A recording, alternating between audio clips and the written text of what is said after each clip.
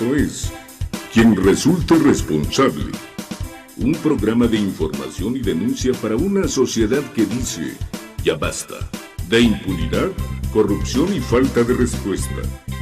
Federico Mayorga y un grupo de profesionales de la comunicación presentan temas de actualidad, análisis y entrevistas a personajes de la vida pública. Quien resulte responsable. Periodismo de investigación, crítica y denuncia, sin censura. Ganadores del Premio Nacional de Periodismo en la categoría Denuncia Ciudadana. Amigos, gracias por estar con nosotros. Tengan ustedes muy buenas noches. Ya es viernes. Gracias por hacernos el honor de recibirnos en sus hogares y, como siempre, de sintonizar el canal KW y el programa Quien Resulta Responsable. Bueno, el tema de hoy, pues vamos a hablar sobre los testimonios del abuso infantil, algo que es muy importante conocerlo y sobre todo con gente que de alguna manera ha conocido esto muy de cerca. Pero bueno, ahorita las presentamos. Carlitos Félix, con el gusto de saludarte, buenas noches. Federico Mayorga, buenas noches a ti, a todo México desde Cuernavaca, Morelos, y a nuestras invitadas esta noche en el estudio. Buenas noches. Gracias. Buenas noches. Denise Smith Badri, gracias por estar con nosotros. Gracias a ti, Federico. Y Betsabe, gracias por estar con nosotros. Gracias. Bueno, estuviste con nosotros hace 15 días. Hace 8 días. Hace 8 días estuve aquí. 8 días, fueron infinidad de comentarios en redes sociales donde la gente, pues obviamente quería saber más de todo esto, ¿no? Y como lo comentamos ese día, digo, se necesita mucho valor para denunciar todo esto por todo lo que tiene que pasar. Así es.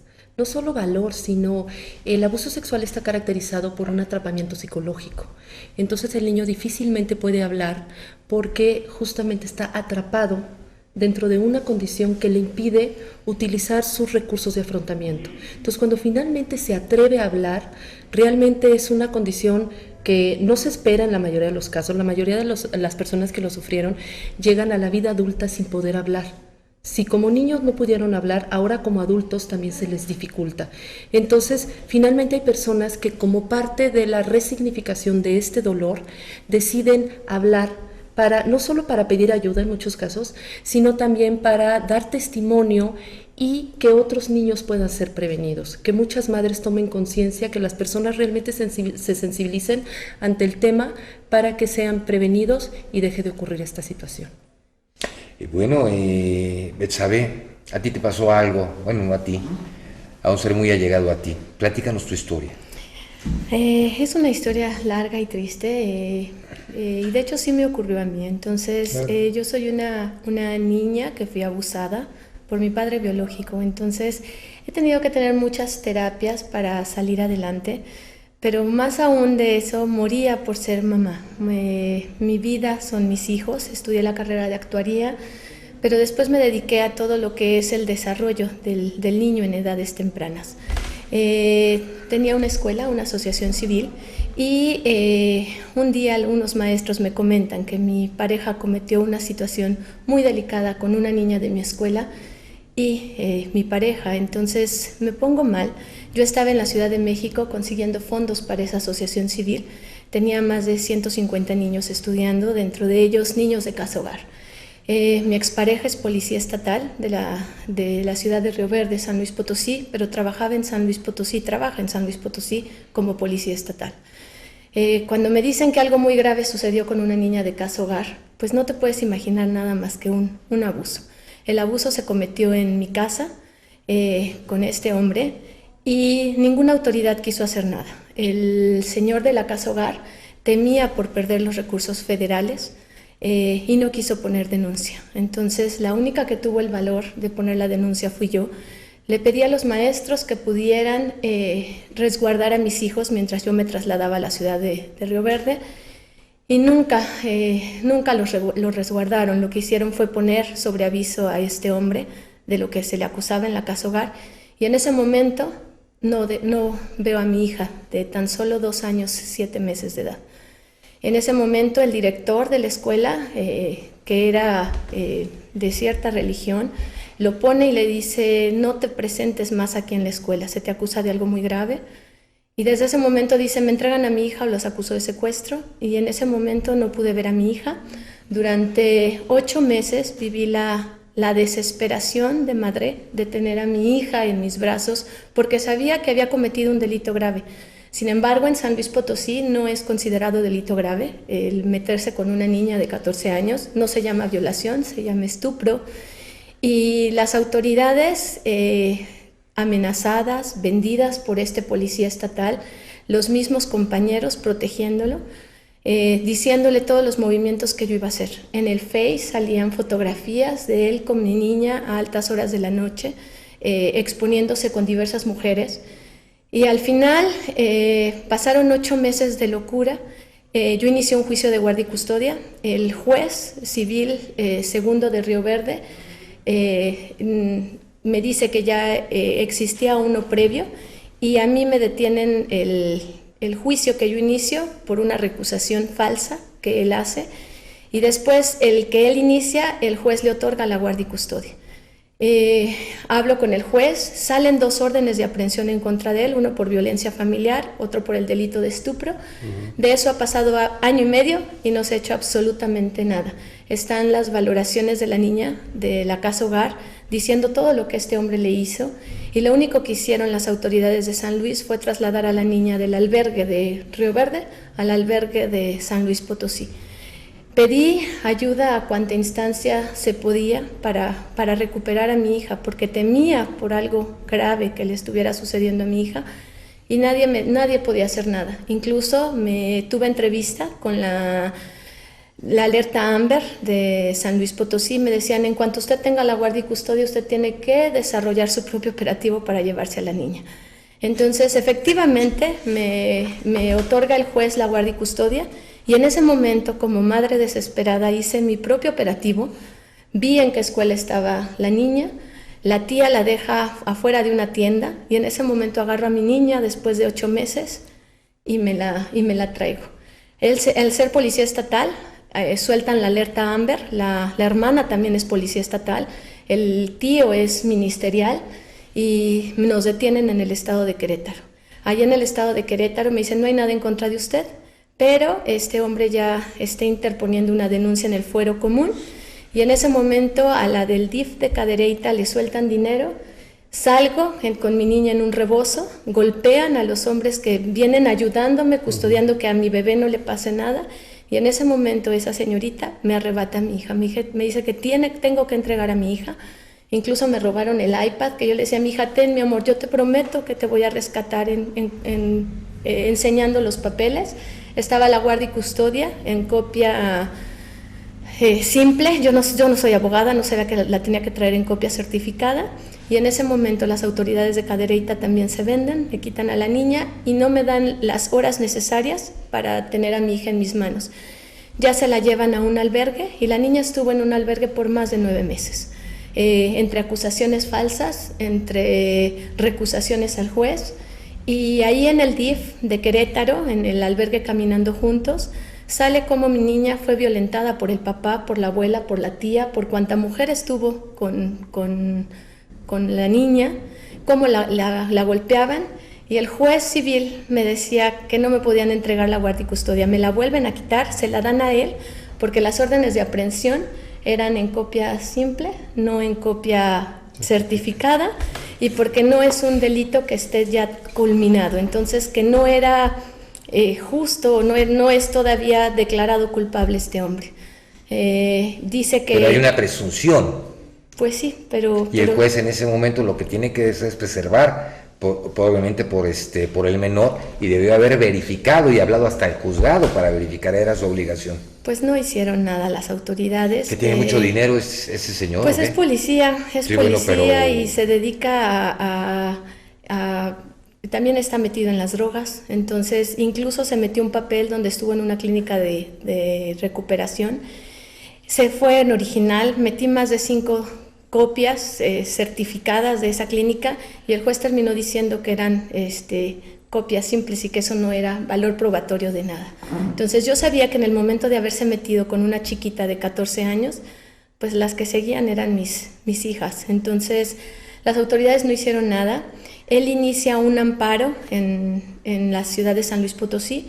ahí se declaran incompetentes y lo mandan a Querétaro. Yo inicio 2 amparos en Querétaro. En uno me dejan ver a mi hija cada 15 días, los días jueves, 2 horas en el albergue, y otro amparo para que la niña no sea trasladada a San Luis Potosí, al ver toda la corrupción e impunidad que hay de todas las autoridades ministeriales, el subprocurador, porque cuando salieron las órdenes de aprehensión me dijeron: en este momento usted quédese resguardada en este hotel y nosotros nos encargamos de entregarle a su hija porque están estas 2 órdenes de aprehensión. Lo que hicieron fueron burlarse de mí, tenerme encerrada más de 2 días en el hotel esperando a que me entregaran a mi hija, y simplemente mi hija nunca apareció. Se la llevó a Ciudad Valles a estar en un balneario, mientras a mí me estaban resguardando, y él pagó las fianzas nada más para estar como si nada.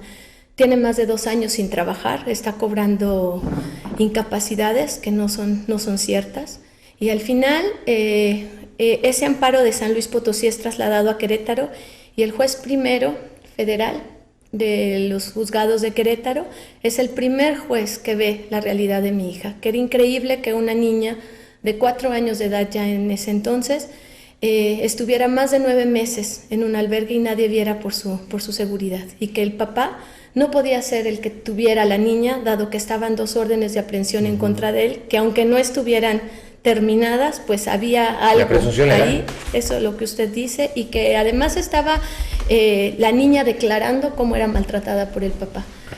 Tiene la niña 3 meses conmigo, la niña no controla esfínteres actualmente. La niña, en las valoraciones del DIF, por toda la estimulación que yo le di, aparentaba en ese entonces que tenía 3 años, una niña de 5 años y medio en su desarrollo psicoemocional, pero no puede controlar esfínteres.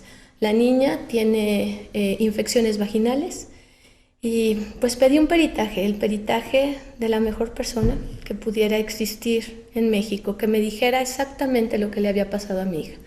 Desgraciadamente mi hija fue violada también por el papá, y es la pena más dolorosa porque yo sé lo que significa estar violada, yo sé las consecuencias que hay de eso, y he contactado a cuanta autoridad he podido para que resuelvan el caso de mi hija. Pido a todas las autoridades que mi hija no sea trasladada al estado de San Luis Potosí, porque ahí corremos el riesgo. Él al final es policía estatal que maneja el C4, y incluso contacté a el secretario de Seguridad Pública en ese entonces, y me decían: no podemos hacer nada porque él está de incapacidad. Entonces él sigue cobrando su sueldo como si nada y presionando. Cuando fue un juicio de audiencia con él para llegar a un acuerdo, el juez me amenazó que si no llegamos a un acuerdo que yo podía perder a mi hija y nunca más volverla a ver. En ese momento pedí ayuda a la Presidencia de la República y mandé un correo a las 8 de la noche porque mis abogados me dijeron: no te acompañamos, Betsa, estamos amenazados por la delincuencia organizada, estamos amenazados por las autoridades y no vamos a poner en riesgo nuestras vidas y nuestras familias. Le dije: voy a mover cuanta instancia pueda para ir resguardados y por favor acompáñenme. Mandé un correo a las 6 de la tarde. Para las 8 de la noche, el Procurador de Justicia de San Luis Potosí, en ese entonces Miguel Ángel Covarrubias, me habló por teléfono de su celular, me dijo que había recibido indicaciones de protegerme y de proteger a mis abogados. Nos mandaron custodiados con más de 24 personas armadas, porque también estaba el rumor de que iban a sacar una orden de aprehensión en contra mía por secuestro de niña, y mientras averiguaban si era cierto o no, me aprendían y le entregaban a la niña nuevamente al papá. Se lo dije al procurador y me dijo: no se preocupe, tengo instrucciones de traerla directito, así como vino, sana y salva.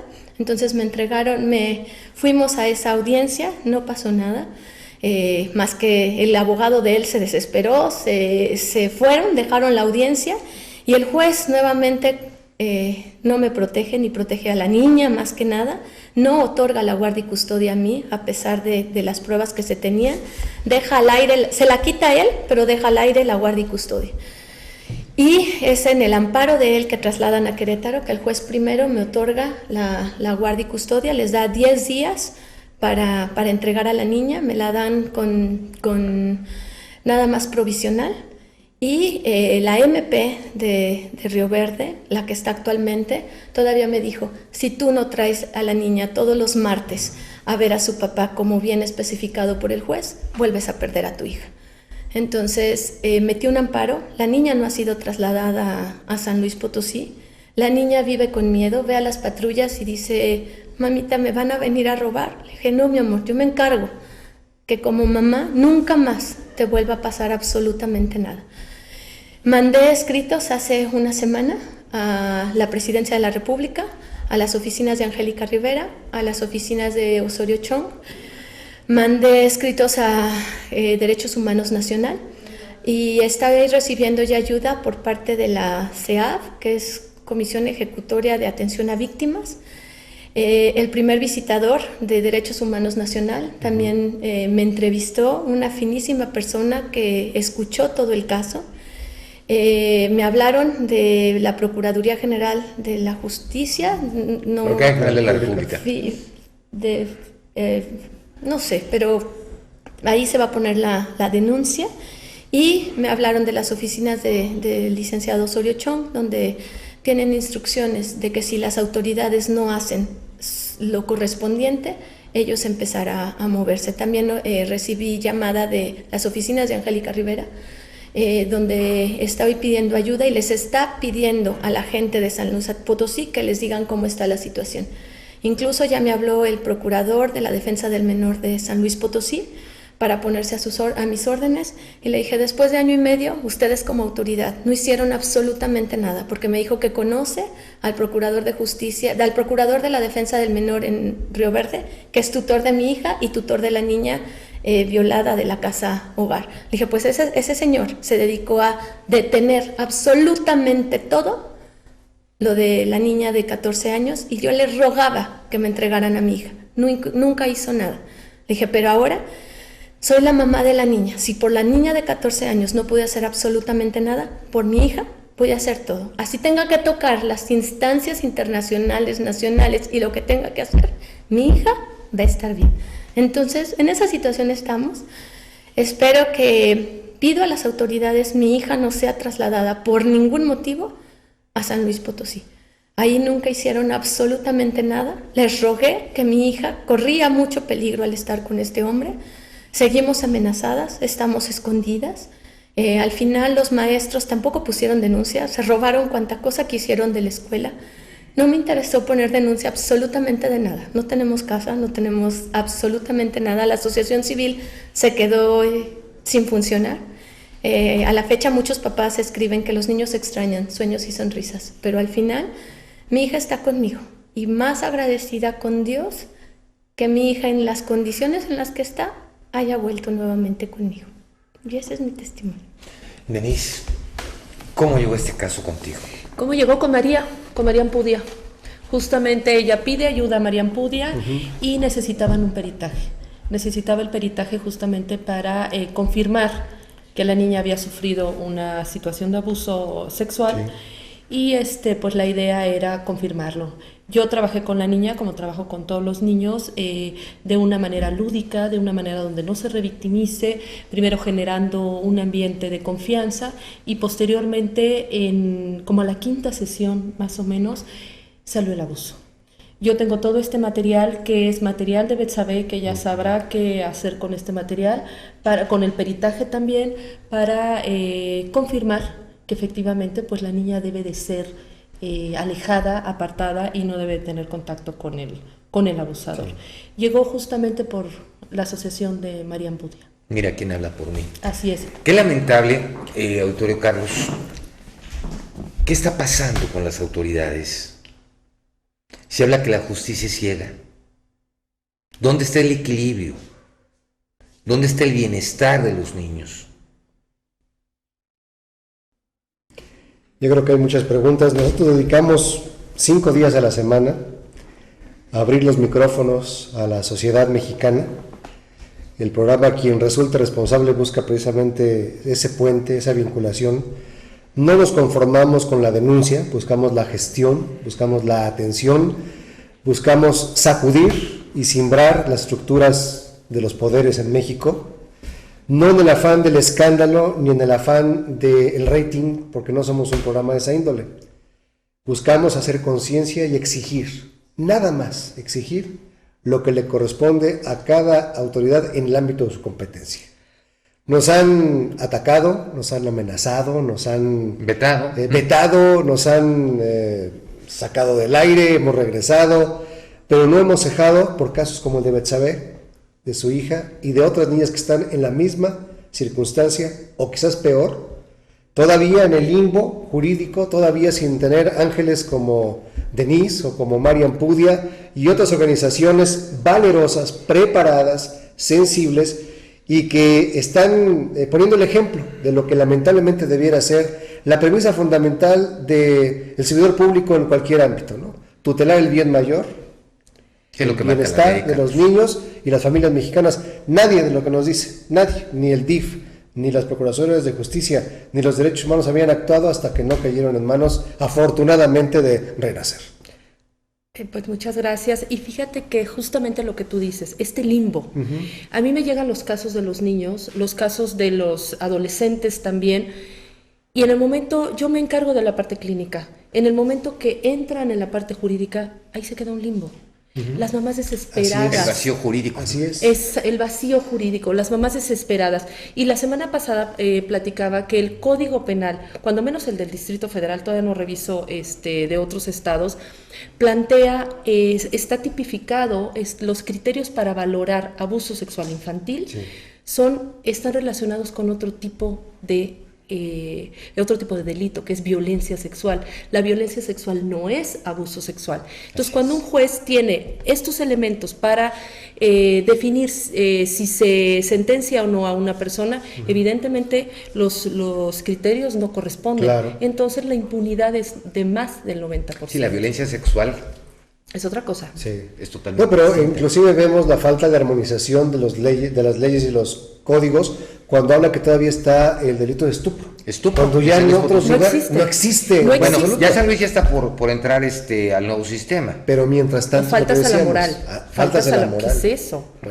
Bueno, ahora que he estado revisando el código penal, habla de cuando hay violencia física o moral. Yo decía, ¿qué es violencia moral?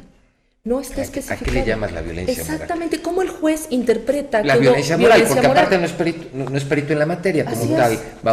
Si vamos a hablar de moralidad. Sí. Así De acuerdo, es. es como cuando piden el dictamen, el juez decide si lo toma o no lo toma en cuenta, sabiendo que es un perito en leyes, que es una cosa muy distinta. Sí. Pero bueno, con eso me quedo. Vamos al corte y continuamos.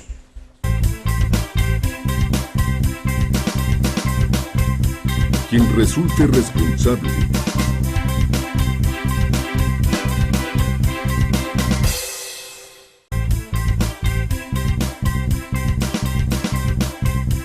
Quien resulte responsable.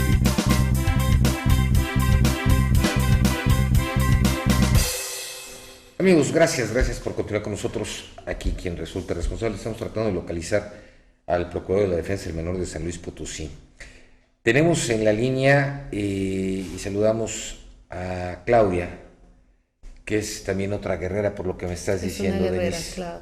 Sí, es una persona que yo admiro mucho porque justamente volvemos al tema que como parte de la resignificación del dolor, muchas personas nos proponen dar su testimonio para poder sensibilizar a la opinión pública, a la sociedad de este gravísimo problema y este granito de arena que quieren poner es a través de su propio testimonio. Entonces, Clau se ofreció a dar este testimonio justamente para que otras personas puedan estar prevenidas. Yo le agradezco muchísimo a Claudia. Claudia, buenas noches. Nosotros también. Hola, buenas noches. Pues Klaus, pues ahora sí que ya nos comentó algo Denise y bueno, te escuchamos tu testimonio. Ok, pues yo quisiera contar mi historia para sensibilizar a los padres en la prevención y sobre todo también a los adultos que han padecido abuso sexual infantil para que se animen a tomar cartas en el asunto. Pues cuando éramos pequeños pues no pudimos, pero ahora que somos adultos podemos buscar ayuda y es gustaría decirles que es como si viéramos los colores del arco iris, al menos así yo lo vi. Yo siempre pensé que el rojo tenía una tonalidad, y después de todo este proceso que he llevado, alcanzo a ver que el rojo es más rojo de lo que creía. O sea, que la vida es bien diferente a como yo creía que era, porque cuando pasas cuando eres víctima de abuso sexual infantil, hay muchas cosas que se desmoronan o se rompen, o a veces ni siquiera se alcanzan a formar, como fue en mi caso. Quisiera platicar mi historia. Sí, Claudia, por favor. Yo actualmente tengo 46 años, tengo 5 años dentro de este proceso. Jamás lo había hablado con nadie. Estoy casada, tengo una hija, nunca lo dije ni a mi pareja ni a nadie. Sufrí abuso sexual de los 3 años a los 15 años. No tengo memoria de los 3 a los 6 y tengo algunos pocos recuerdos de los 12 a los 15. Fui abusada por 6 personas. Había días que tenía 2 abusos por día. Abusaron de mí 3 de mis hermanos, un tío, un primo y un vecino. Sufrí abuso sexual desde tocamientos, violaciones, y bueno, toda esta parte física y sobre todo emocional, pues quedó muy lastimada. Las consecuencias que tuve en mi vida han sido devastadoras. Yo no sé hasta dónde voy a poder sanar estas heridas, es algo que todavía me lo pregunto. Sigo trabajando todos los días. Como consecuencia tuve un trastorno de alimentación, pues yo creo que siempre va a estar algo latente, y ese trastorno es algo con lo que tengo que tener cuidado siempre. Ya ahora entiendo el trastorno como producto de ese odio a mi cuerpo, porque toda mi vida pensé que yo era culpable de los abusos. Yo confronté a mis abusadores hace 5 años, y es ahí donde uno de ellos, mi hermano, uno de mis hermanos, Miguel, me dice que a qué niña de 3 años se le ocurre andar en calzones en casa. Esa fue su respuesta. Sí. Híjole. Y me culpa en ese momento de haber yo provocado para que se me abusara y se me violara. Obviamente, lo que menos esperé al momento de yo abrir todo esto, de verdad nunca lo imaginé, fue esta revictimización, porque lo que sucedió, y como ya Denise lo expuso en el anterior programa, es efectivamente todas las mujeres de mi casa cerraron filas, y todos los hombres, y entonces fui echada, como muy entre comillas, del clan. Ya no tengo familia, no tengo contacto, porque me atreví a hablar. Durante el proceso, cuando yo empiezo a hablar, me empiezo a enterar de otras cosas, ¿no? De que mis hermanos también fueron abusados, y ellos a su vez abusaron de las hermanas, que fuimos abusadas 5 de 6 hermanas.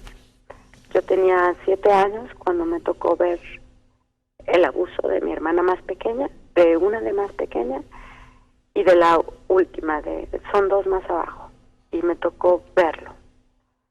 La culpa fue tremenda que cargué durante años, porque yo no hice nada.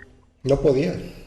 Hasta que entendí que yo era una pequeñita Una igual. víctima. Denise, Denise y Klaus, digo, de veras, yo pregunto, porque esta es una barbarie, o sea... Es una barbarie total. Total, pero no puedes agarrar, ella no puede tener el control siendo una niña de todo esto. Definitivamente no, la responsabilidad recae totalmente sobre el abusador, pero Total. como técnica que utiliza para que el menor guarde silencio es responsabilizar al Chantaje, El culpa. chantaje, la culpa. Amenaza. Esto es muy importante, auditorio, que lo entiendan y que lo comprendan. Y lo más importante, si hay alguna situación, por mínima que sea, donde sus hijos, sus hijas, se los quieran comentar que algo esté pasando, inmediatamente. No lo descalifiquen. No lo descalifiquen, escuchen. El porcentaje de los niños que dicen la verdad es el del 93%. Dicen que los niños y los borrachos dicen la verdad. En este caso, los chicos cuando hablan de abuso sexual es porque realmente lo están viviendo, porque el 93%. El 93%, solo el 7% mienten. Imagínense, es tan alto que hay que creerles, porque el tema sexual en un niño no existe en su contexto. Si el niño lo saca, es porque lo está viviendo, lo está sufriendo, así es. Y justamente lo que mantiene el periodo del abusador el abuso durante periodos prolongados es que mantiene al niño a través, o a la niña a través de chantajes. Una amenaza. Y sobre todo la responsabilidad sobre el menor.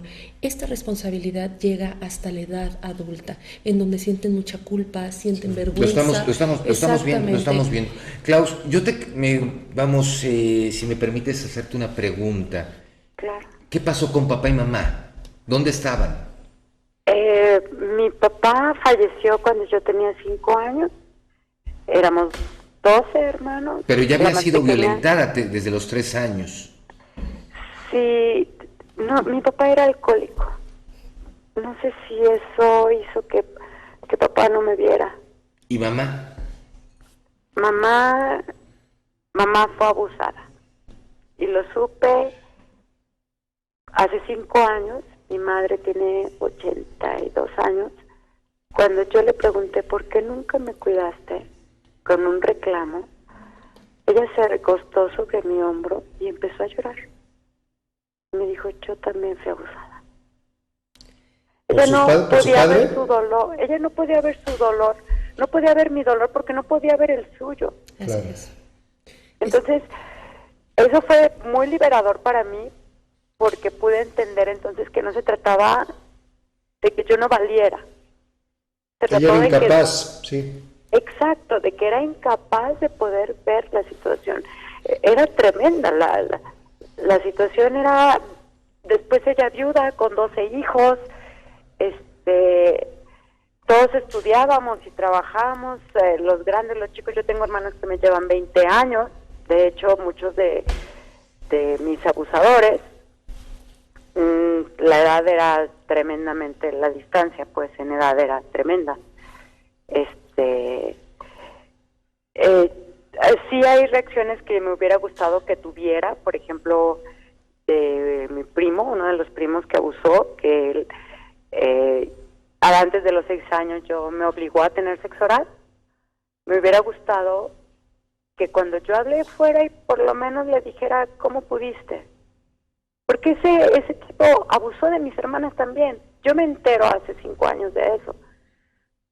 Pero mi mamá no hizo nada, pues, después. Pero ahora no sé si es porque de verdad mi madre todavía está en la posición, como no ha sanado, no ha ido a terapia, no sé si está como en este estado de indefensión todavía. Puede ser un estado de indefensión emocional. De hecho es investigado, le llaman el hechizo. En la bibliografía, en las referencias está como el hechizo. ¿A qué se refiere? Una madre, cuando el abuso sexual es transgeneracional, porque sucede en muchas familias, como es el caso de Clau, las mujeres que sufrieron abuso sexual no pudieron desarrollar sus recursos de afrontamiento, y entonces cuando se enfrentan al propio abuso de sus hijos, no pueden hacer nada, se quedan paralizadas. No es que miedo, no es porque no han resuelto el propio. Exactamente, más que un miedo, es una falta de recursos de afrontamiento. No me pude defender yo, no puedo defender a mis hijos. Es una culpa, y esa culpa vergüenza, te hace quedarte en silencio. Es falta de recursos, no tienen recursos. No tienen habilidades para poder defender a su hijo y prefieren guardar silencio. Mecanismos de defensa. Es un mecanismo de defensa. Sí, claro. No hay. El mecanismo de defensa justamente es retraerse. Es retraerse, claro. Y es como una persona espantada que no puede actuar. Exactamente. Entonces, los investigadores lo llaman el hechizo. se paralizan. Entonces, dime, Clau. Perdón, yo quisiera como preguntar, pero mi hija no fue abusada porque yo cuidé que no fuera abusada. Sí. Tú rompiste el hechizo. Exactamente. Entonces, yo sí me pregunto, yo fui la primera que hablé de generaciones, yo no sé cuántas generaciones arriba haya pasado, yo sé que mis sobrinas sufrieron abuso. Pero si yo me pregunto cómo fui yo capaz, o sea, cómo yo sí y mi madre no. Fíjate que parte de las secuelas del abuso sexual dependen de las características del tipo de abuso, la relación con el abusador, pero algo muy importante, las características de afrontamiento personales de cada niño, las habilidades sociales y personales que tiene cada niño. Seguramente, Clau, tú tienes ciertas habilidades y capacidades que desarrollaste que no pudo desarrollar tu mamá.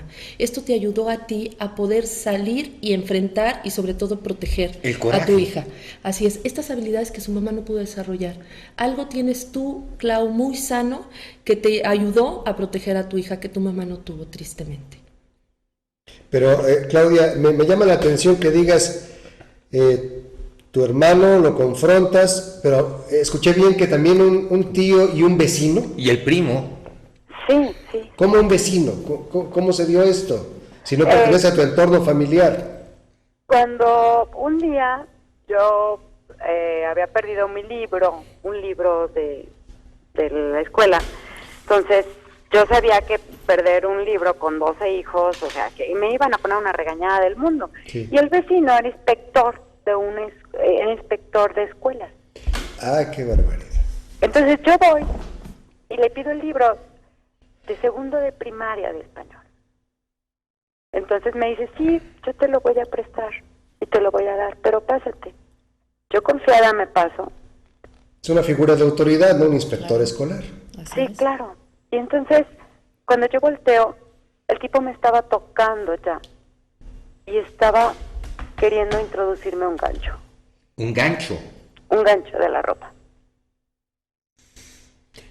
Klaus, me queda claro que es gente enferma. Yo pregunto, al momento que tú enfrentaste todo esto, ¿lo enfrentaste hasta con las mismas autoridades? No fui con las autoridades. Tuve un pésimo manejo terapéutico, y lo tengo que decir. Al inicio, yo empecé a buscar ayuda porque yo no sabía quién podía ayudarme. O sea, cuando yo me doy cuenta es porque empiezan a llegar flashbacks y yo digo, me estoy volviendo loca. O sea, porque hay muchas cosas que yo no recordaba. Ya después el psiquiatra me explicó que mi cerebro... Hay un bloqueo. Lo bloqueó y que gracias a eso sobreviví. Y que gracias a eso pude hacer una vida normal, muy entrecomillada, pero soy una profesionista, estoy casada, trabajo, tengo una hija, soy alguien funcional, productivo, y gracias a este bloqueo. Entonces, cuando yo empiezo a buscar ayuda, yo recurro a una asociación, que me fue, pues no tan bien,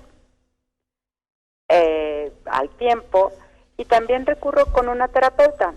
Esta terapeuta me empieza a tratar, y en el trato pues hubo muchísimos errores, como el decirle a mi hija, porque también luego nos trataba también a ella y a mí y a mi esposo, que su mamá lo único que quería era lástima. No, pero qué falta de ética, de profesionalismo. Híjole, dime el nombre para que, la gente sepa que no tiene que ir con ella. Se llama Nadia Yasmín Ocampo Álvarez. De Guadalajara. Tengan cuidado. Fíjate que es una de las cosas que yo reiteradamente estoy diciendo, que es importantísimo que vayan con un especialista en abuso sexual infantil. Sí, claro, no es cualquiera, no es una persona que encuentra uno en el periódico anunciándose, no. Pero aún así, siendo hasta doctor en psicoterapia, yo he visto cómo revictimizan a personas que han sufrido el abuso sexual infantil por desconocimiento de las características particulares de esta situación. No saben, entonces lo toman como cualquier otro caso. Sí, ¿no? Y entonces las características como es la culpa, la vergüenza, pueden llegar a revictimizarlos por no saber cómo tratarlos. Sí, y a mí claro. me han llegado muchos casos como estos. Aquí está un testimonio de Claudia. Exactamente, de supuestos profesionales. ¿Qué daño causa? Claudia, ¿me permites tantito en la línea? Vamos a un corte y Claro. regresamos contigo. Quien resulte responsable.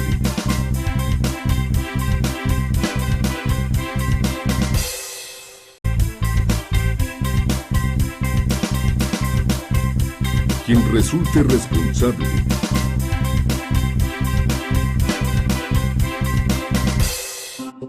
Esto es Reporte Morelos en quien resulte responsable. La Federación de Asociaciones y Colegios de Profesionistas solicitó al Congreso del Estado y al Ejecutivo un verdadero análisis de la ley del servicio civil en el tema de las pensiones, sobre todo salvaguardando los derechos de los trabajadores, pero retirando las pensiones doradas de funcionarios de primer nivel que obtienen cantidades onerosas, establecer también un límite en el monto de la prestación. En su análisis, el presidente de la organización, Alfredo Salgado Salgado, consideró que se debe incrementar los años para jubilarse en aquellos trabajadores que lo hacen con solo 10 años de servicio, y en otros casos debe considerarse si es viable o no aumentar los años de jubilación, siempre respetando sus logros adquiridos como trabajador. Que se topen las pensiones hasta cierto monto, que es lo que más lacera a la sociedad. En segundo lugar, que la pensión, el monto de la pensión con la que se retiren los compañeros trabajadores sea de cuando menos el promedio de los últimos 5 años de servicio. Eso es lo que más está afectando a las finanzas y a la sociedad en general, que hay personas que están en un encargo durante 2-3 meses y se jubilan con ese monto. Luis Roberto Rodríguez, quien resulte responsable. Este fue Reporte Morelos en quien resulte responsable. Klaus, ya estamos de regreso contigo.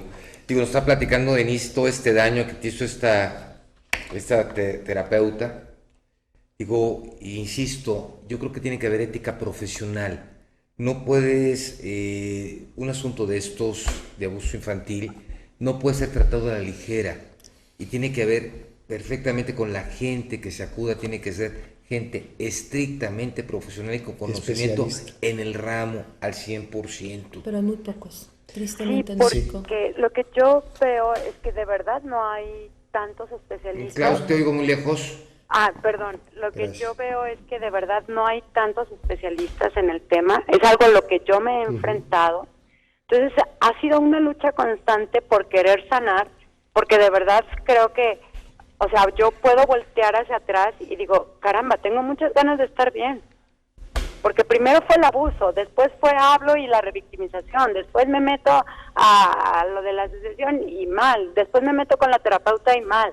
Y yo sigo insistiendo en sanar. Eso habla de que eres una luchadora, de que eres una guerrera.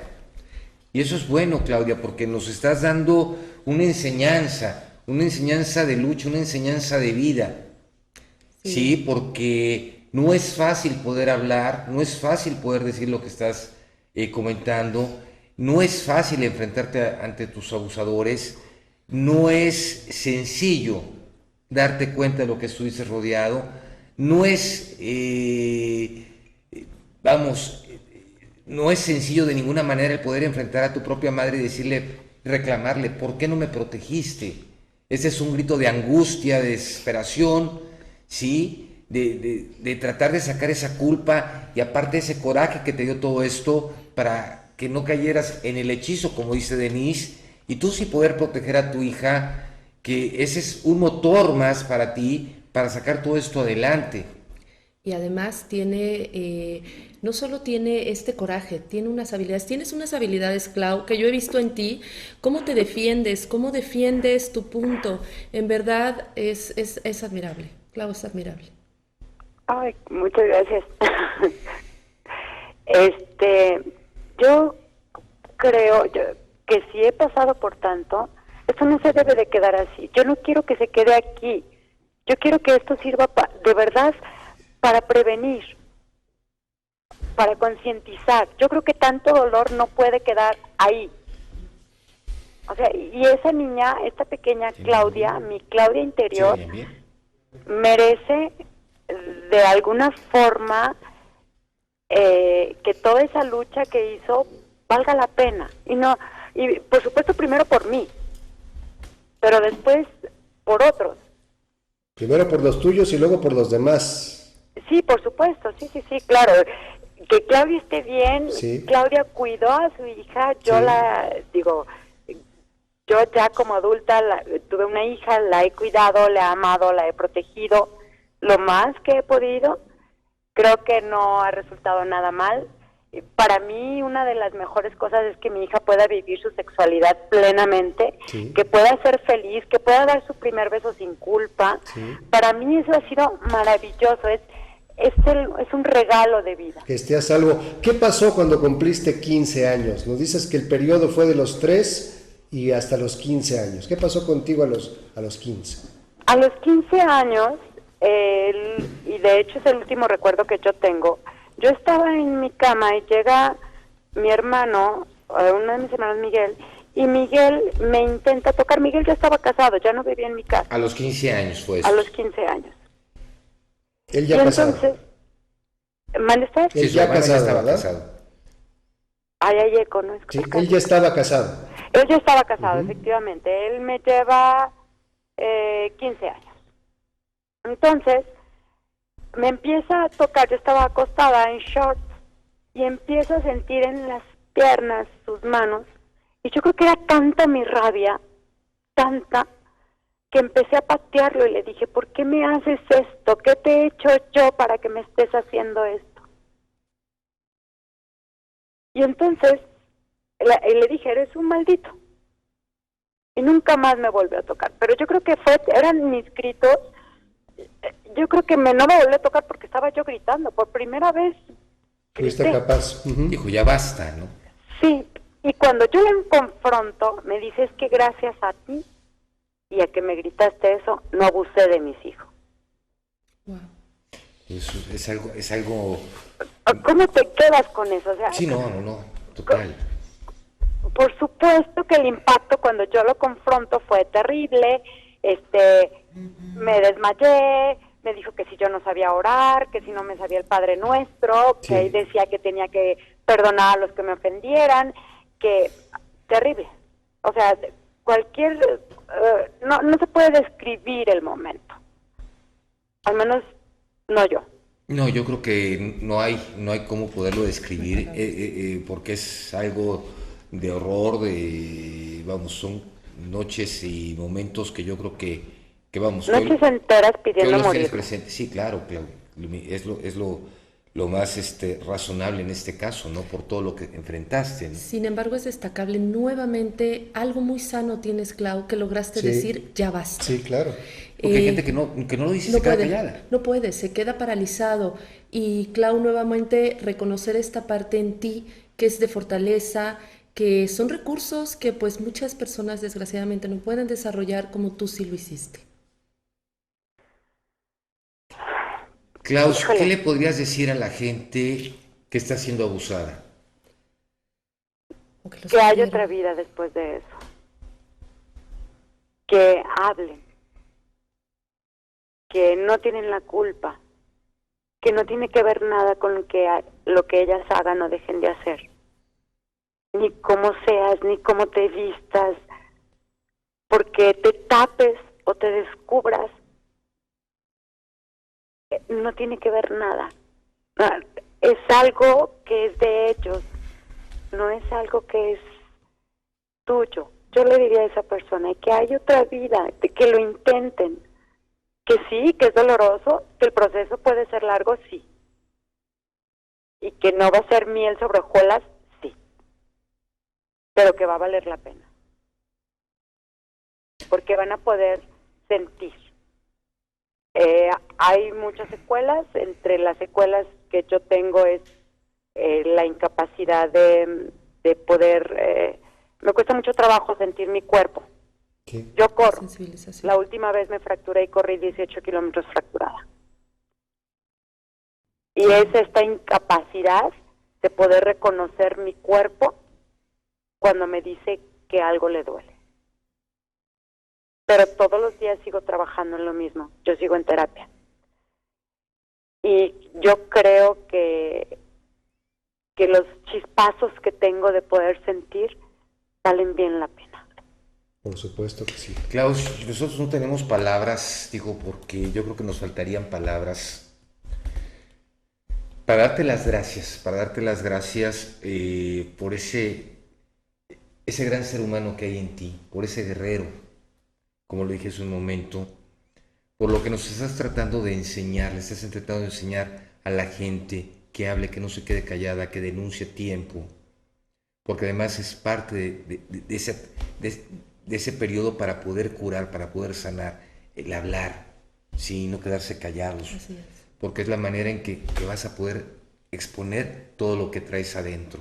Digo, obviamente cuesta trabajo, pero darte las gracias por todo ello y decirte que con Carlos, con todo el equipo de quien resulte responsable, y cuentas con nosotros en todos los aspectos, y en cualquier momento que lo necesites, estamos nosotros aquí para servirte.